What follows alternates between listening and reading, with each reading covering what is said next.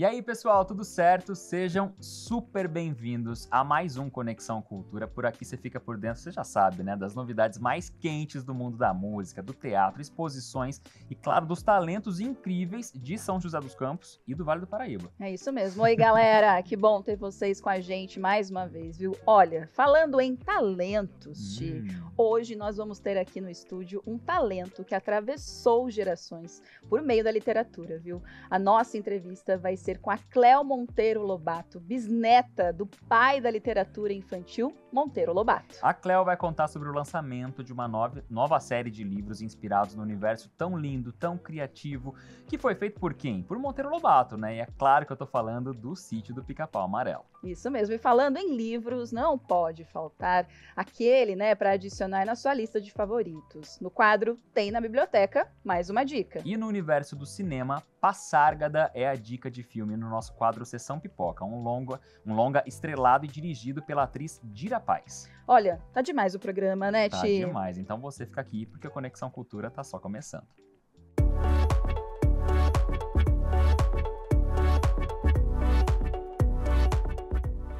Começou mais um Conexão Cultura e que bom, viu, ter a sua companhia em mais uma edição com a gente, né, Ti? É bom demais, sempre bom contar com a participação de todo mundo que nos assiste em TV aberta pelo canal 12.3 e também na internet e nas redes sociais pelo @TV Câmara SJC.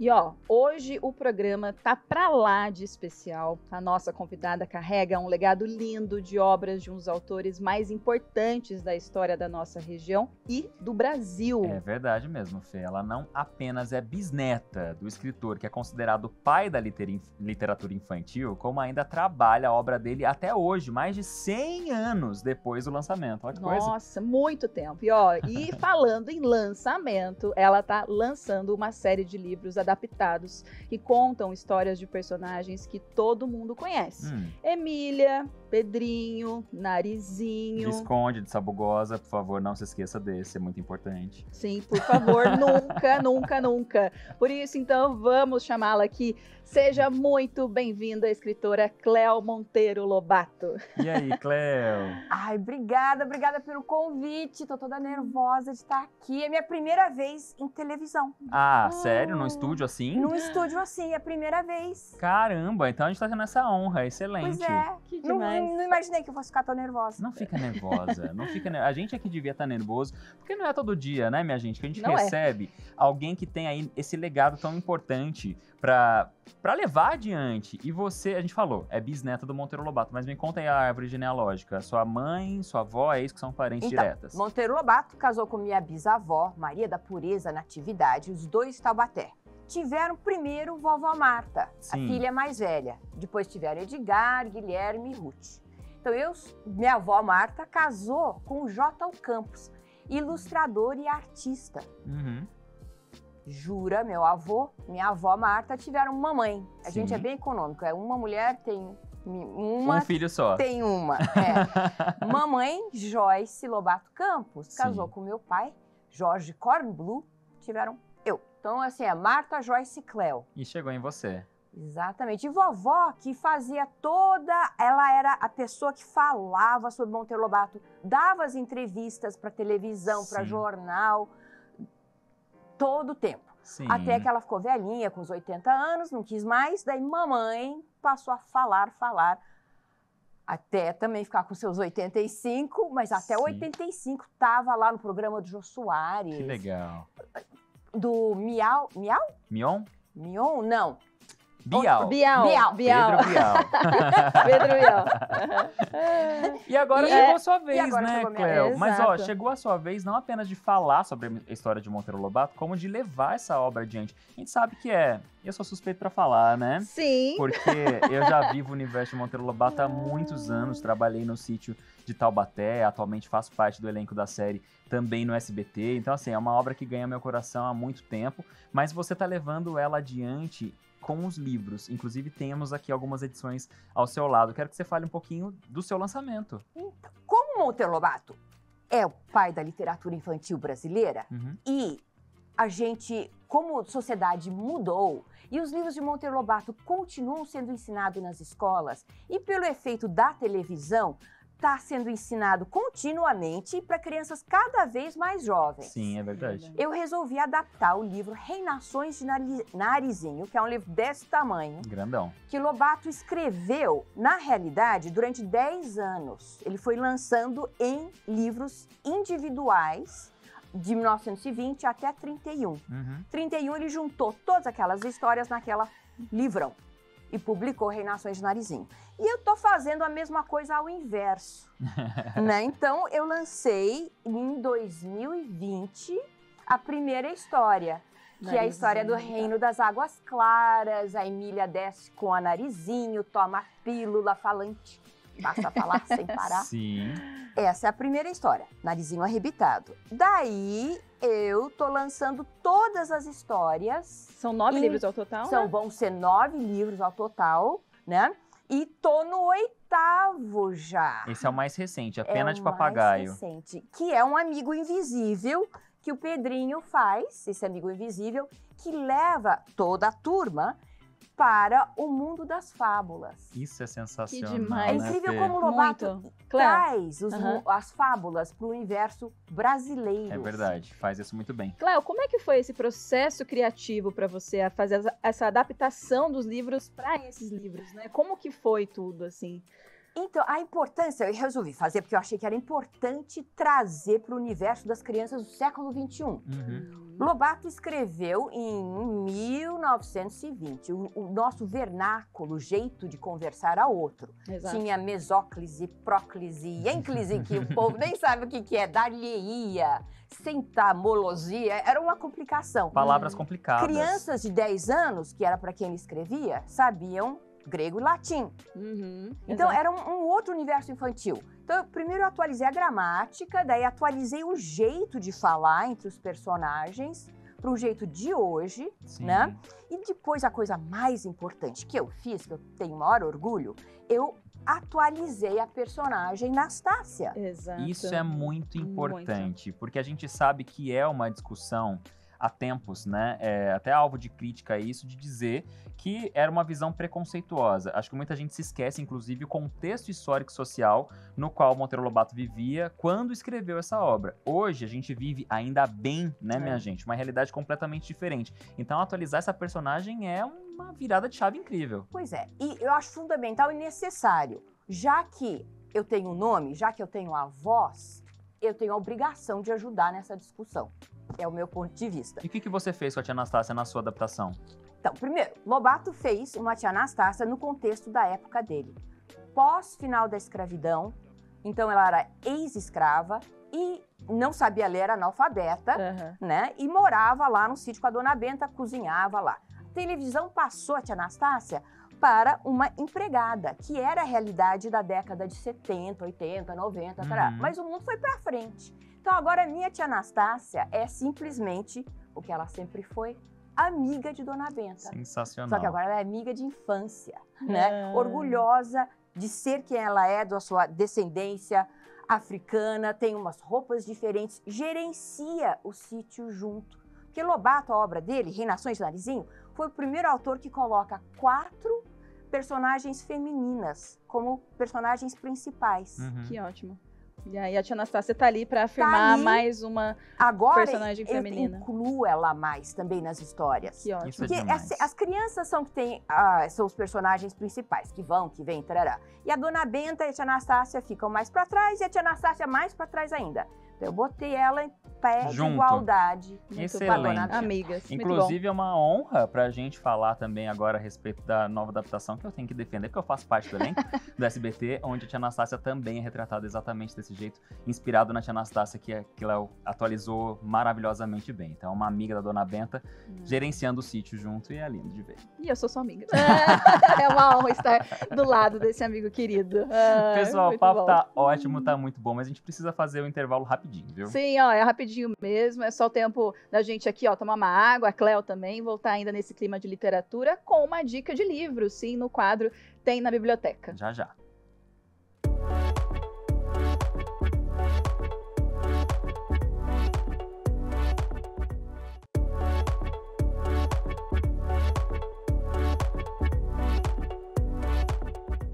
Conexão Cultura tá de volta e agora é hora daquele quadro que já virou tradição por aqui, né? É isso mesmo, o Tem na Biblioteca. E ó, suspense. Qual será o livro que você vai encontrar nas bibliotecas de São José desta vez? Vamos descobrir.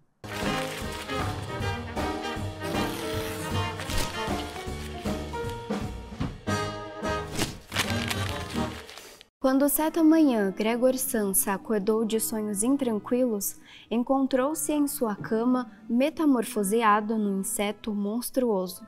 Esse trecho é do livro A Metamorfose, de Franz Kafka, e esse livro tem na biblioteca. De volta à biblioteca Helena Molina, porque tá na hora de falar de clássico da literatura. E não tem como falar de clássico sem falar de Franz Kafka.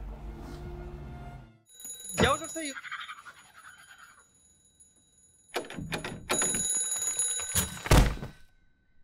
Что со мной?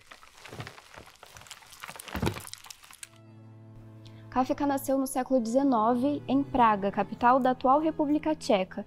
Teve uma infância solitária e o sonho de ser escritor reprimido, formando-se em Direito. Faleceu aos 40 anos, não resistindo à tuberculose, e boa parte de seus manuscritos foram publicados apenas após sua morte. O escritor, infelizmente, teve pouquíssimo reconhecimento em vida. Problemas de saúde, burocracias do mundo moderno, trabalho alienante e a tristeza de não seguir carreira como escritor resultaram numa narrativa cheia de angústia existencial. Algo que identificamos com muita clareza em A Metamorfose.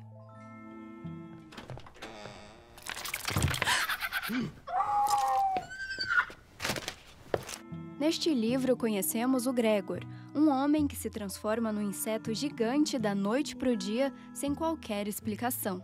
A partir daí, vamos acompanhando o inseto humano que, ao invés de se perturbar com a própria condição ou tentar entender o motivo de se transformar num inseto, irá se preocupar com o que vai acontecer caso falte ao trabalho ou em como sustentará a família, esquecendo de si mesmo.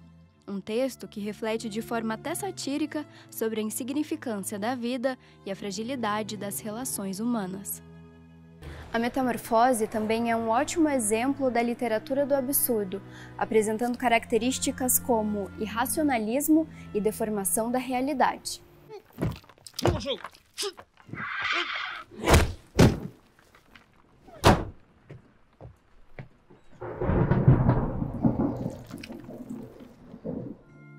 Os textos de Kafka são cheios de complexidade emocional, questões existenciais e busca por significado. Então, se você gosta de leituras reflexivas e um tanto melancólicas, esse livro está aqui apenas esperando por você.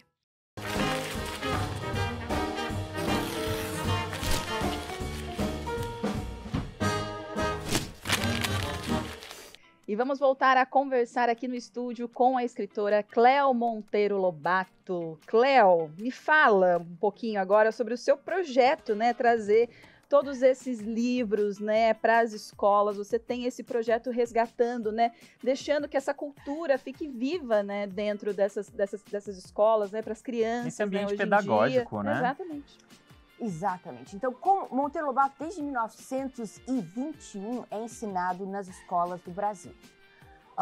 E o fundamental de Lobato nas histórias é que ele estimula o pensamento criativo e pensamento crítico. E, ao manter o legado de Monteiro Lobato vivo, que é o que a minha missão é, né? Meu trabalho é sobre isso, um dos jeitos importantes que eu tenho, além de adaptar o livro Reinações de Narizinho, é um projeto chamado Lobato nas Escolas, que eu faço palestras virtuais, essa é a mágica, gratuitas, pelo Brasil inteiro. Então é só se inscrever, tem um link na bio do Instagram. Até online você já faz também, né? Pois é. De repente a escola não consegue te levar presencialmente, você consegue fazer pela internet também. Por isso que são virtuais, exatamente. Ótimo. É a mágica do negócio. E aconteceu por causa da pandemia, que o conceito de poder ser virtual deu um clique na cabeça da gente, né? Porque só podia ser virtual. Sim. Sim. Então, resolveu e eu faço palestras do Oiapoque ao Chuí, de norte a sul do Brasil. Quebrando e é muito os legal. acessos, né? Muito legal. E é um jeito de trazer, Lobato, Quem foi o homem Lobato? O que mais Lobato fez? Lobato e petróleo, Lobato é a democracia brasileira, Lobato é a liberdade de expressão. A biografia de Lobato, que ele é muito maior do que a literatura infantil. Isso, é verdade. Não fica só no Sítio do Pica-Pau Amarelo. Inclusive, acho que é natural de qualquer escola do Brasil estudar Monteiro Lobato, mas aqui na região ainda mais, né? Você estudou na sua escola? Opa, com certeza. Não muito. tem como, não né? Não tem como. Pensa, gente, a gente tá aqui em São José dos Campos, que é praticamente vizinha de Taubaté. Monteiro Lobato nascido em Taubaté. É um dos nossos ouros aqui da região, né? Mas, ô Cléo, justamente por essa sua proximidade parentesco, né, com Monteiro Lobato, sempre teve aquela cobrança de, essa menina é bisneta do Monteiro Lobato, ela tem que saber ler, tem que saber escrever. Sempre. Mas já começou com 3 anos, né? Começou Antes cedo. dos 3, Pois é, já né? comecei a ler e escrever super cedo. Eu sempre amei ler.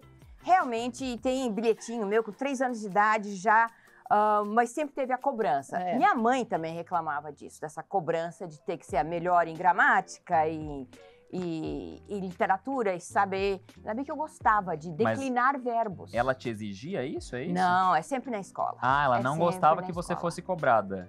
Não, minha mãe não tinha nada a ver com isso. Ela queria que eu fosse cobrada e ela queria que eu queria. fosse melhor, mas Ah. ela também foi cobrada, só que ela não era boa em português. Eu tinha vantagem de ter uma memória fotográfica Excelente. e saber o pretérito do perfeito, tudo. E ter uma Memorizava. professora de literatura chamada Dona Thalita, nossa, que me atormentava a minha vida. Todo ano eu tinha que fazer, tinha que falar sobre Monteiro Lobato. Fazer, né, falar Monteiro Lobato, o que aconteceu, o que ele escreveu. E Sim, aí a você cobrança existia. Tinha que saber, né? Não Tinha tem que como. saber. Não tinha como.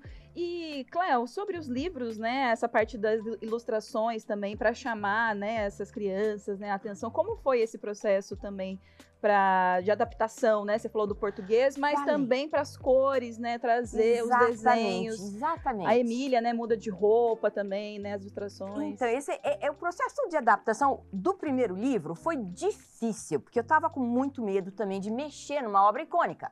Como é que eu adapto e mantenho a essência e mantenho o original? Como se faz isso? Eu acho que eu consegui. A parte visual e estética, eu realmente fiz do jeito que eu queria que fosse quando eu era criança. Porque os livros, quando eu era criança, tinham poucas ilustrações coloridas. No tempo da minha mãe, então, menos ainda. E eu li livro de 1959, né? Era tudo meio que era da minha mãe, então não tinha ilustração. Eu queria que tivesse. Então, quando eu resolvi fazer, era uma das coisas principais, era ter ilustração grande, colorida. Lindo. E sabe, assim, de página inteira e várias. Segura uma aqui pro Ralph mostrar na nossa câmera aqui, ó. O Ralph dá um zoom aí. Aí nessa imagem a gente tá vendo a ilustração de qual história? Essa do livro 8, quando eles estão lá no País das Fábulas, Sim. né? E são presos pelo rei Simão XIV, que é uma alusão ao rei Luís XIV da França. Então é o rei Simão XIV. Monteiro Lobato é genial. Que responsabilidade, né? Trazer É genial. assuntos tão complexos também, né? Para serem Pois é. debatidos com as E crianças. saber o que ele está se referenciando e manter essa essência da obra. O que Lobato estava querendo ensinar nesse momento para as crianças. Muito bom. É muito, muito legal. E a parte das cores, eu queria que fosse assim colorido. Se vocês olharem a minha estética visual do meu Instagram, do site, é tudo colorido desse jeito. O mundo de hoje é assim, né? É verdade. Sim, com certeza. E chamar a atenção das crianças, né? Pois é, Acaba- uma das críticas, a única que a minha mãe teve aos meus livros é que era colorido demais, que parecia tridimensional. Eu falei, mãe, tá bom então. Mas acho que entra essa questão geracional também, né? Pois Porque é. a gente tem cada geração com uma cabeça, um pensamento, e é importante que a gente queira manter um legado de uma obra tão linda quanto Monteiro Lobato, especificamente a obra infantil, né, do Sítio do Pica-Pau Amarelo. Se a gente quer que isso permaneça vivo, e claro, todo mundo quer, tem que atualizar sempre. Com tem certeza. que dar aquela mexidinha assim, sem perder a essência, é lógico, porque senão deixa de ser Monteiro Lobato, isso não pode acontecer. Mas a Cléo tá fazendo isso maravilhosamente bem e levando essa literatura tão importante pro nosso país, para as crianças das novas gerações. Pessoal, ó, fazer uma pausa mais rapidinho aqui no nosso programa, mas ó, papo com a Cléo Volta daqui a pouco e já vou fazer uma pergunta. Você já parou para pensar na importância que o Monteiro Lobato tem para nossa cultura? Já Pois parou? é, ó, ele foi um dos maiores nomes, né, da literatura infantil brasileira, como a gente está falando aqui no programa, e a contribuição dele é tão grande que tem até uma lei estadual em homenagem ao escritor, viu? É verdade, a Lei Estadual número 9.886 de 1967, que instituiu o Dia de Monteiro Lobato, celebrado, claro, todo 18 de abril, que é a data de nascimento do autor. Uma oportunidade de relembrar toda a obra dele e a importância, sobretudo, para a literatura infanto-juvenil. Isso, e a homenagem vai além das fronteiras do Brasil, viu? Em 2017 foi criado o Prêmio Monteiro Lobato de Literatura para a Infância e a Juventude por meio de um protocolo adicional ao Tratado de Amizade entre o Brasil e Portugal. É um prêmio que busca valorizar, então, autores e ilustradores dos países de língua portuguesa que se destacam na produção literária para crianças e para jovens. Isso, uma forma de celebrar a literatura, a infância e o legado de um autor que mudou o jeito de contar histórias no Brasil, né, Ti? Bom demais, mas agora tá na hora sim da gente fazer mais uma pausa rápida no Conexão Cultura. A gente volta depois do intervalo com mais. Até já!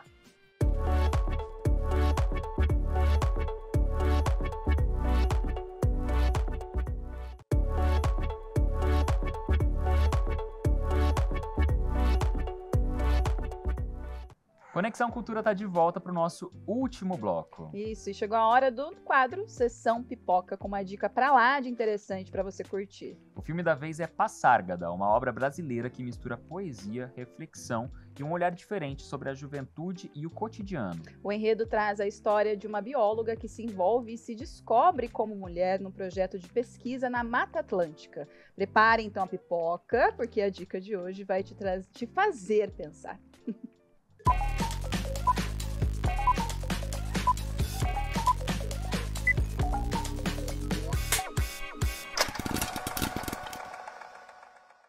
Oi, minha gente, tudo certo? Estamos em junho e no dia 19 é considerado o Dia do Cinema Nacional, portanto, nada mais justo que a dica de hoje ser um filme brasileiro, né não? E o longa escolhido é Passárgada.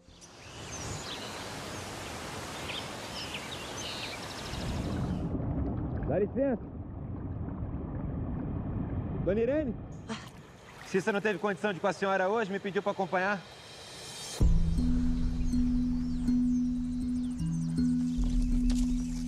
Você conhece as trilhas daqui? Conheço tudo que a senhora precisar.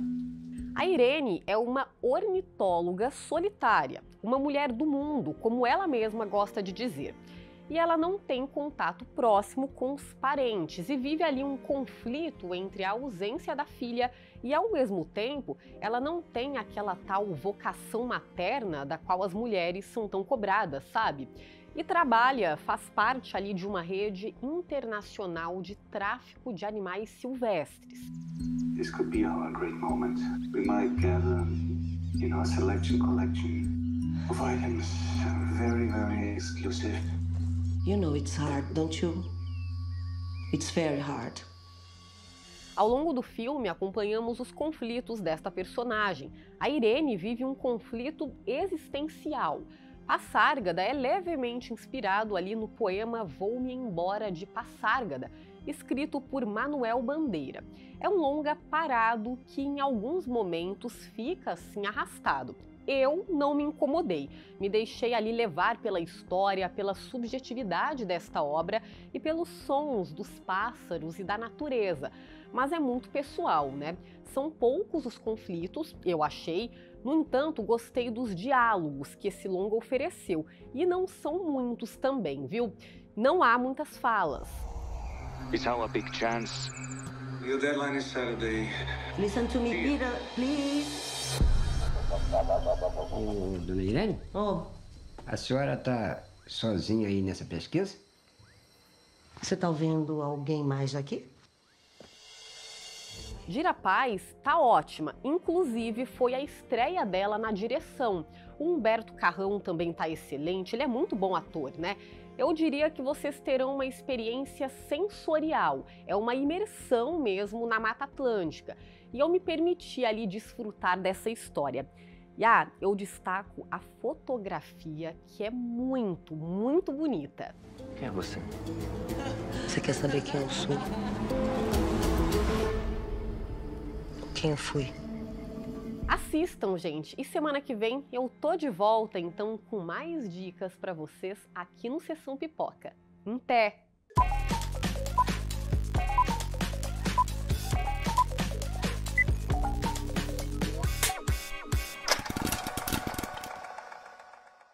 Olha, Ti, eu adoro os trabalhos da Dira como atriz, agora como diretora, fiquei com mais vontade ainda de assistir, viu? É, maravilhosa, né? E quem a gente também tá admirando e tendo o privilégio de conversar aqui no estúdio é a escritora e bisneta do Monteiro Lobato, a Cleo Monteiro Lobato. Cleo, a gente tá quase no fim do programa, mas eu sei que você tem lançamento agora pro meio do ano, não é isso? Conta aí pra gente, o que vem por aí? Então, no meio do ano eu vou finalizar a adaptação do livro Reinações de Narizinho. Tem o 9º livro. Tem o 9º livro. Que vai O sair último o é 9º. Pode Pirlim Pim Pim. É uma doideira Emblemático. história. Emblemática, uma história mais criativa impossível. E o legal é que, assim, eu tô atualizando os livros para a comunidade brasileira, no Brasil, que tem a maior parte dos meus seguidores, do meu público está no Brasil, mas também para a comunidade brasileira no exterior, para manter a nossa língua de herança. Muito legal. Né? Eu tenho um filho de 22 anos, Luca Lobato Hill, que fala português. Que lindo. Ótimo. Muito bom. E ler também, né? Sim, E e ler levar também. isso para as escolas, né, também, né, afirmar, né, esses livros, né, que cheguem nas escolas também, Exatamente. né, É um dos Cleo? meus projetos Seus para esse projetos. ano, é conseguir entrar, fazer com que os meus livros sejam aceitos pelo PNLD, é Programa Nacional, PN de Literatura, que é a compra dos livros pelas escolas, Pra né? gente levar Pelo de governo, fato. pelas escolas, e ser ensinado, porque Lobato é uma fonte de temas. É verdade. Cada historinha dessas. E as crianças não leem mais um livrão inteiro. Né? Leem segmentos, por isso que também o livro é menor, perfeito para ser lido pelos pais, para as crianças já pequenininho, para aprender a ler, e depois pelas crianças e ser ensinado pelos professores. Então, é o meu projeto desse ano, é conseguir que meus livros sejam ensinados em escolas públicas e particulares. E acho Com que vai dar certeza. tudo certo, tem potencial pra isso, né? Porque a gente vê que, a gente sabe, né? Opa! Do legado de Monteiro Lobato, que é riquíssimo, e essa pessoa tão maravilhosa, alto astral, talentosa, Cleo, tem tudo pra ser um casamento perfeito aqui, esse projeto vingar definitivamente. Cleo, nosso tempo acabou, mas muito obrigado por ter vindo, por ter aceito o convite do Conexão Futura. Bom demais ter você. Prazer foi meu, muito obrigada a vocês dois. Obrigada, Cleo. Seja bem-vinda sempre, viu? E volte para trazer outros projetos, outros livros, tá? Por favor. Até a Tá próxima. bom? Até. Então, Esse programa de hoje foi muito especial, né? Ai, muito, muito. Tenho certeza que para você, principalmente, É Ti, verdade. pra gente foi muito, viu? Então, se você quer rever esse programa e saber dos próximos, é só acessar as nossas redes sociais no @TV Câmara SJC. É isso. Até semana que vem. Tchau. Tchau.